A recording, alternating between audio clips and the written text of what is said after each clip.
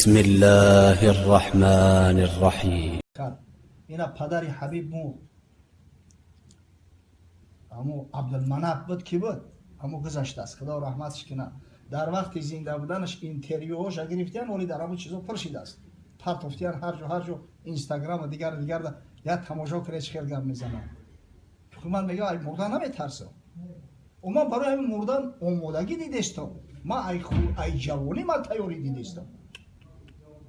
میدانم که روزی میشود که ای دنیا میری این دنیا گذرنده. انا مردی حقیقی انم کسی را میگم که همیشه در همه حالت وضعیت یاد خدا میکنه ذکر خدا میکنه تیار میشود برای همین روز. انشالله اگر تیاری که دیدی دستی خالی بود که نرفتی به یقین است که به جوار رحمت پروردگار واصل میشه. خداوند پدر حبیبم رحمت مغفرت کنه در بحبوحه جنت مستقر بگردونه که خودش مسلمان و فرزندای مؤمن و مسلمان و شاگردای مؤمن و مسلمان واقعی گذاشته است. سوفت از آن ابری سفید و از ابوالخیر ز اغوای جهودم قصه غیر همه را با خدیجه کرد و معلوم دلی آن ماه از شادی زدی گم. حضرت خدیجه مفتون او شدن گیرید بداد اجره به هر یک کاروانه بداد اجره به هر یک کاروانه ز احسانش همه در شادمانه شده در اجره احمد تحمل به خود پیچید و همچون غنچه گل. اما رسول اکرم حقش دادند امروز پگاه کردن گیرید. زباب اجره حضرت نزدم زباب اجره حضرت نزدم دلی بو طالب از کین گشت و پرغم زی غیرت آمد و آزی غیرت آمد آخر پیشی اما بگفتا ای خدیجه باش آگاه. و اکرا کرد سیم ابو طالب آمد و بسیار غضبش آمد بگو بای خدیجه تو گفت نصف هم گفت ما را تحقیر نکن ما مخیر کلان زاده هستیم مخ خداوند ما را کم بغل کرده است ما را تمسخر نکن. گویی چه های روزو بیا پگه بیا گفتیستدی مرا فهمیده ناداری و بیمال مرا فهمیده نادار و بیمال کنی ما را زین رو خار و پامال همه را داده سرمایه نیک همه را داده سرمایه نیک چرا از ما سیاه کردی گردیدی چون دیگ. همه را حقاشانو دادی چون منو نمیتی. اما میخوام این محمدی زیبامو توی کنم زنشتیم همه را داده سرمایه نیک چرا از ما سیاه گردیدی چون دیگ. نباشه مازی هر تخمز تو کم چرا در انتظاری میدی غم. اما نغم نتگوشم که دارم اختیاری خیر کاره رسانم تا محمد را بیاره.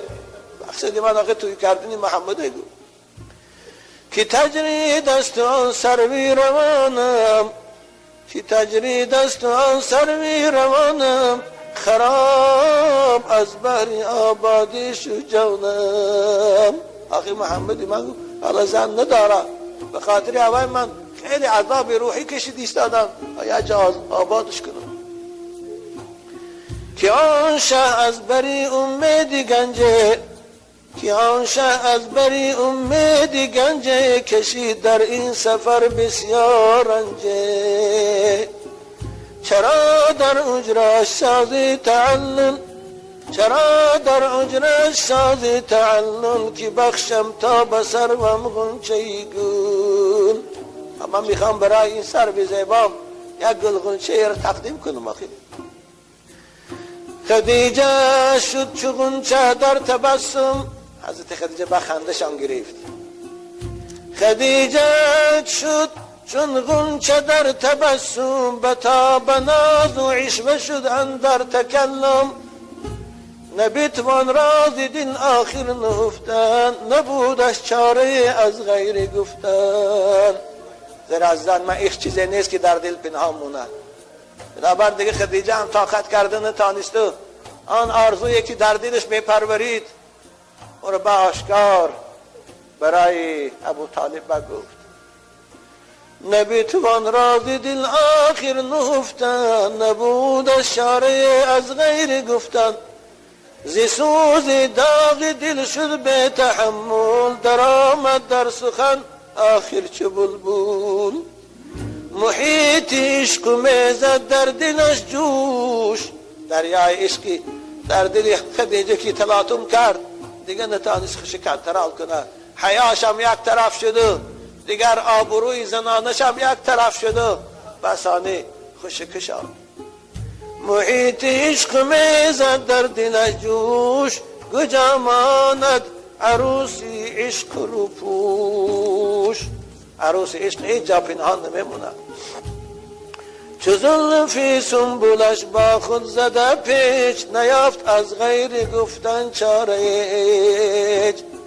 به ابو طالب چی گفت؟ بابا گفت بگفت ای پیر قومی ما عربها، بگفت ای پیر قومی ما عربها، مرنجان خاطری خود زین سببها. نیم بر مال و سیمی خوش خیش و مغرور، ولی در دیدم شد حاجتان نور. بابا گفت من به خاطر مال و ثروت به محمد بخیلی ندارم، لیکن من یک خواهش دارم. همین محمد زیبایت در دل من آنقدر جا گرفته است که من به او دیگه زندگی کرده نمیتانم. میشود که اگر راضی شوی من همچون همسر خم به او تیم، مالم همش از آن او، خود من به او میتیم. راضی میشی؟ به دل دارم که باشم کد خدایش، به دل دارم که باشم کد خدایش. من این پول و مال به او لایق ندیدم. همه مالی من سر و صدقی سری او، جان من برای او فدا میکنم. همه جان منو میگیری برای او؟ ابو طالب گفت ندیدم لایقی او زری کن را، نثاری او کنم این نقد جان را. چه لایق بر رخی خورشیدی او پول، فدای سروی او صد همچو منگول. من بر این گلا هزاران هزارش فدای سروی محمدی گفت. قبولم گر کند دست آبریزی، کنم از جان و دل با او کنیزی. اگر قبول کنه من دست آبریزیش من تیار هستم که او رو به شوهری گیرم. خلاصه کلام حضرت من نزد ادامه میدید. خوبه که وقتی ما تنگمون. ابو طالب از شنیدن این خبر بسیار خوشحال شد و گفت وقتی که تو ما رو گفت خدیجه این سردارهای مکه این بایها و پادشاه ها آمدن قبول که نکردی، وقتی که این محمدی صغیری منه، این محمدی زیبای من که نه پول دارد و نه ثروت، اما الحمدلله اخلاق دارد، گفت آداب دارد، جوان مردی دارد، شرف دارد، نسب دارد، تو به شوهری قبول کنی من هزاران راضی هستم. خلاصه کلام ابو طالب آمد و خدیجه عمکش فیرات کرد، عمرو ابن اسد عمکیشه و بچه عمکش فیرات کرد. ابو طالب از این جانب رسول اکرم خوب با لباسای شاهانه و این چنین همراه با حمزه و عباس بعد از آن برای خواستگاری به خانه خدیجه رفتن. توی رفتن این شهر مبارک رفتن، شهرمرد بردن. عزیزان من هوا هم سیاه شدیست، انشالله که حال مولود میخونیم. خدیجه به خدمتگاراش گفت اکن توی عروسی من است و این توی آخرین من است. وقتی که محمد از در خانه من میدراد همراه با یارانش، شما در طبقها تنگه گیرید و بالای سری محمد زیبای من چاشید و بعد از توی همه شما را من به خاطر محمد و زیبایی او آزاد کردم. خلاصی کلام رسول اکرم با خدیجه ازدواج کردند و در آنجا خطبه نکاح ابو طالب خواندند که در همه کتاب‌های تاریخ است و از جانب خدیجه باشد عمکیش عمرو ابن اسد خطبه خواند. با این رسول اکرم با خدیجه زیبا یک جای شدند و خدیجه هرچی از ثروت و مال داشت فدای محمد کرد.